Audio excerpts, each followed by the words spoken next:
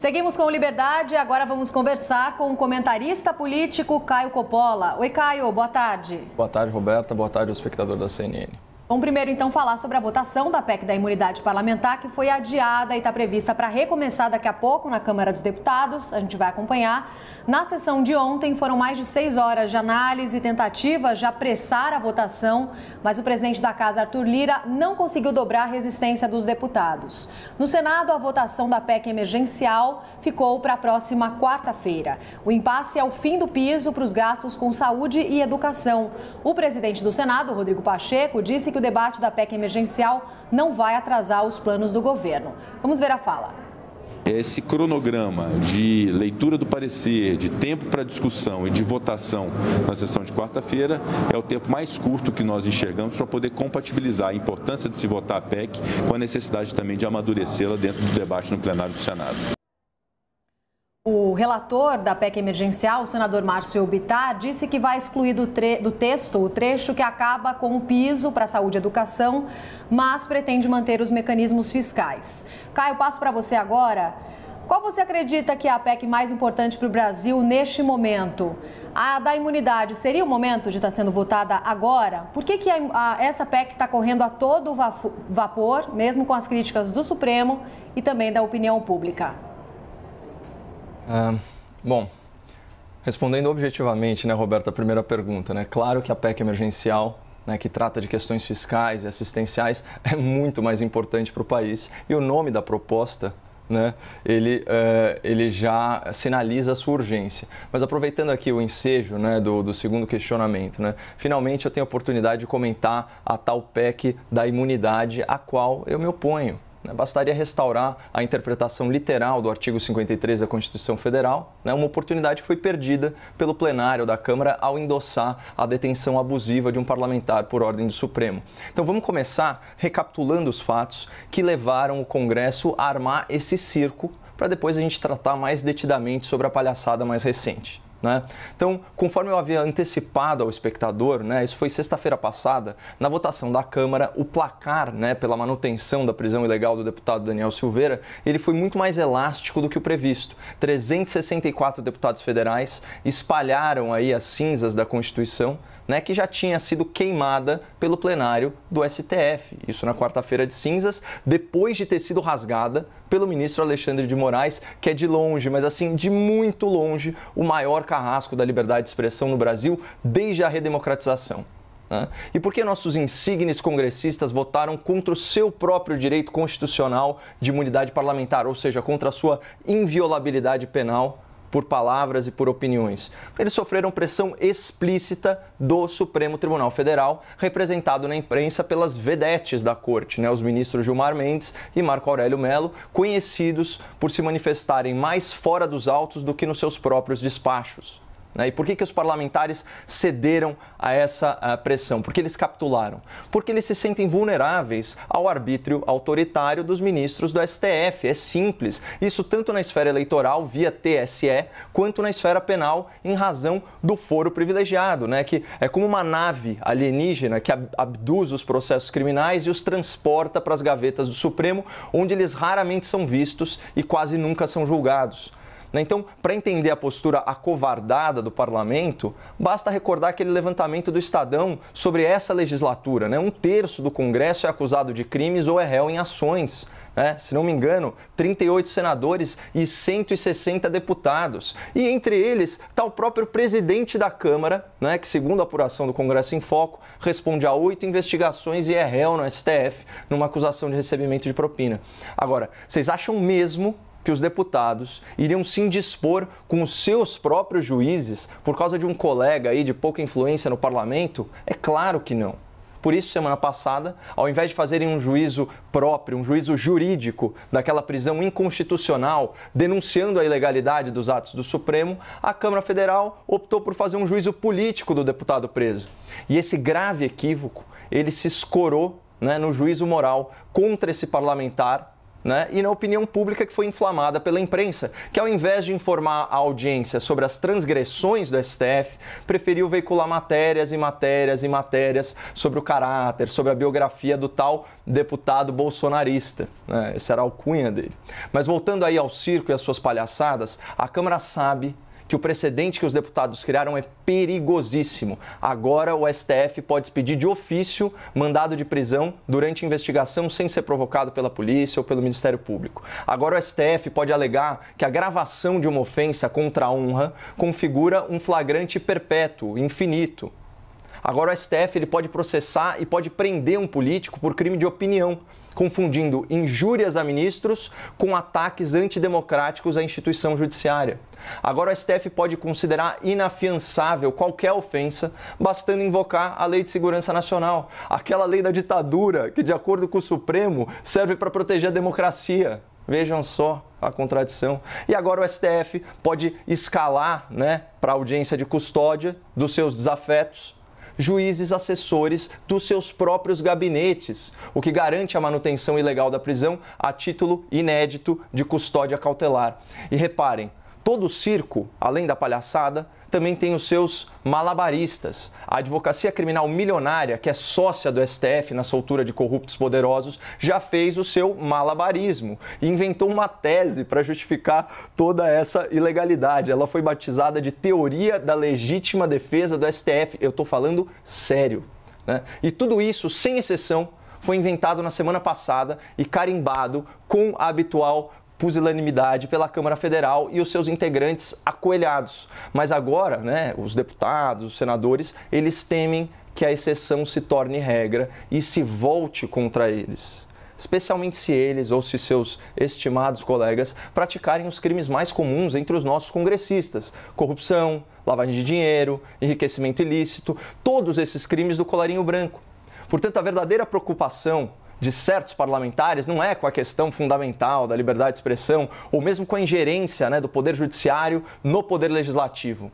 A real é que, no fundo, eles não querem perder o direito de cometer crimes impunemente. Políticos não querem perder o direito de cometer crimes impunemente. Então o raciocínio é mais ou menos esse. Se o crime foi cometido, que ele não seja investigado. Se há provas, que elas não sejam buscadas e apreendidas. Se houver um inquérito ou uma ação penal, que as autoridades policiais e judiciárias possam ser processadas por abuso, né? E se eu for pego em flagrante, né, que ao invés de ser preso, eu me hospede no Congresso, de preferência bem próximo do meu gabinete.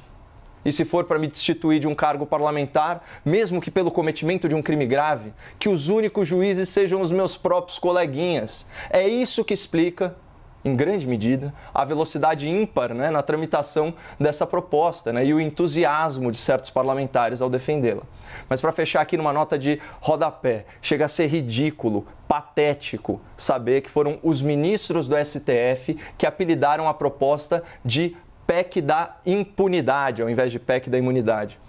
Uma corte que tem se especializado em soltar criminosos perigosos, né, e que impede que os maiores corruptos do país sejam presos após julgamento de segunda instância, não tem envergadura moral para falar em impunidade. E o mais escandaloso e covarde é que os ministros têm se manifestado por meio da imprensa de forma anônima. Eu vou ler para vocês aqui, blog da Andréa Sadi, publicado ontem no G1, aspas, ministros do STF, ouvidos pelo blog, avaliam que a PEC que dificulta a prisão de parlamentares é uma espécie de retaliação e afronta à corte. Detalhe, afronta e retaliação estão entre aspas, dando a entender que essas foram exatamente as palavras do ministro, tá? Reservadamente, ministros já admitem pontos da PEC que, uma vez questionados no STF, deverão ser derrubados. Percebam o declínio institucional, percebam a vergonha republicana. Os mais altos magistrados do país viraram fonte de blog, inclusive antecipando votos e antecipando decisões, o que é vedado por quem? Pela lei orgânica da magistratura. Vou ler para vocês só para fechar. Artigo 36, inciso 3. É vedado ao magistrado manifestar por qualquer meio de comunicação opinião sobre processo pendente de julgamento. e, analogamente, também há um questionamento futuro. Então, é mais um dispositivo para a lista de transgressões desse tribunal. De qualquer forma, independentemente de mais essa transgressão dos ministros do STF, eu fico feliz que o apelido da PEC da impunidade tenha pegado, porque ele representa muito bem o desejo de muitos parlamentares brasileiros de não perderem aquele direito de cometer crimes impunemente, ao mesmo tempo em que o apelido escancara a hipocrisia de um Supremo Tribunal Federal que vai entrar para a história justamente pelo estímulo à impunidade. O Brasil registrou mais de 1.500 mortes por Covid-19, segundo o Ministério da Saúde, em apenas 24 horas. Esse é o segundo maior número registrado desde o início da pandemia.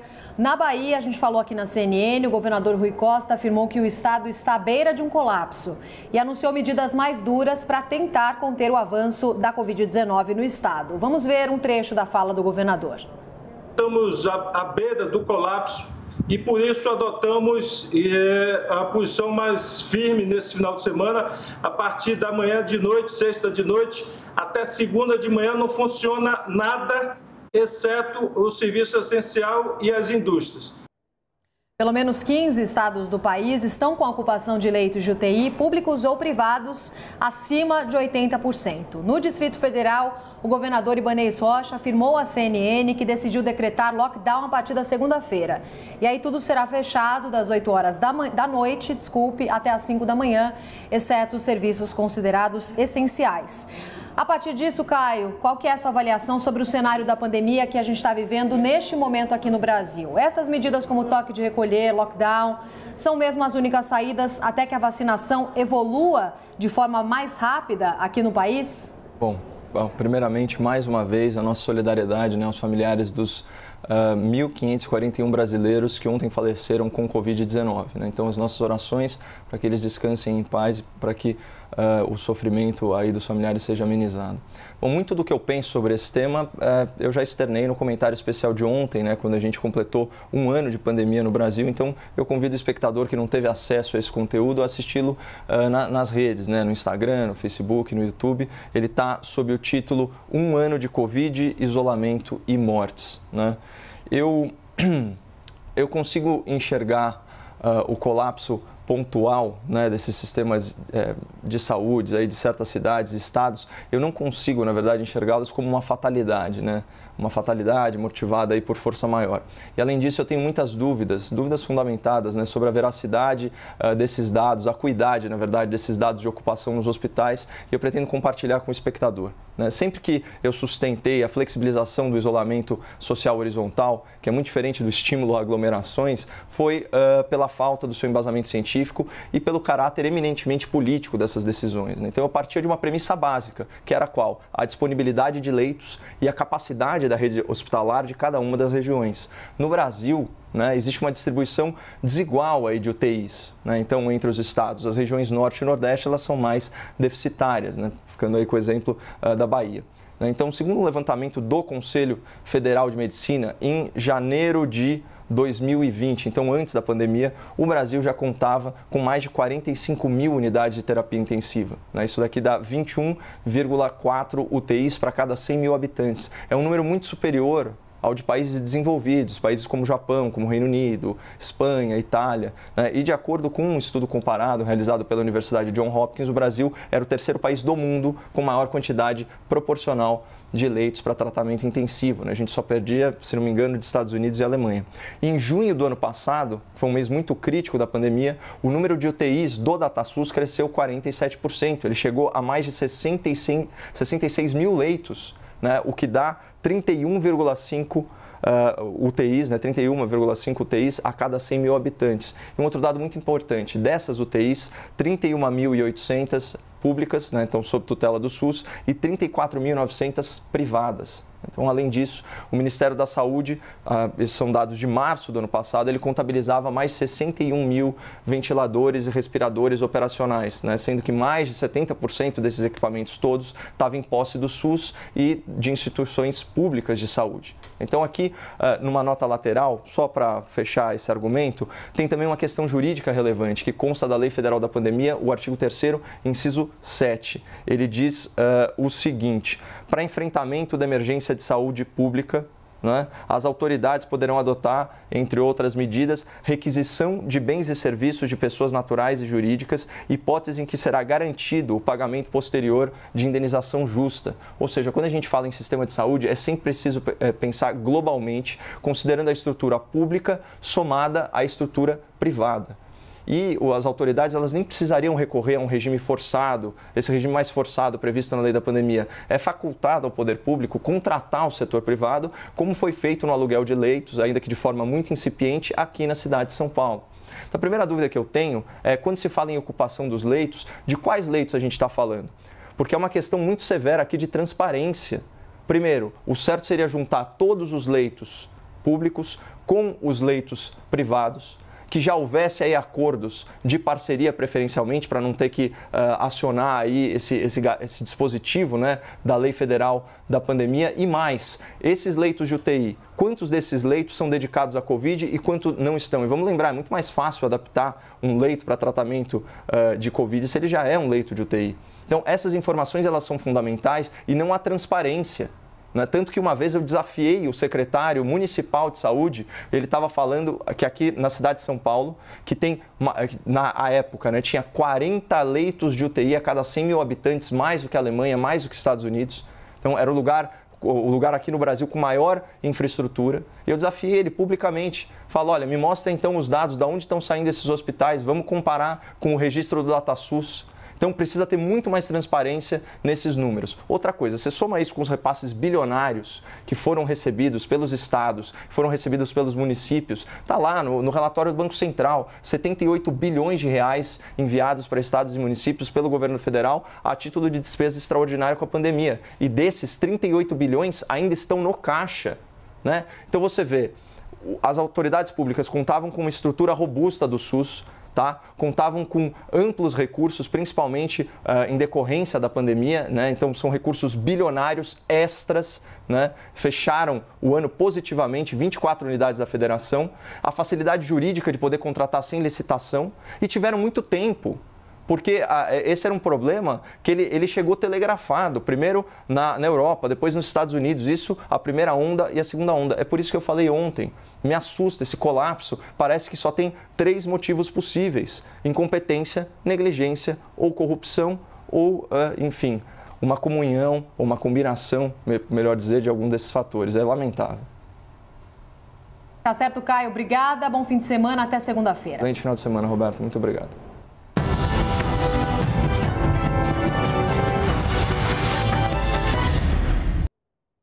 As opiniões emitidas pelos comentaristas do quadro não refletem necessariamente a posição da CNN.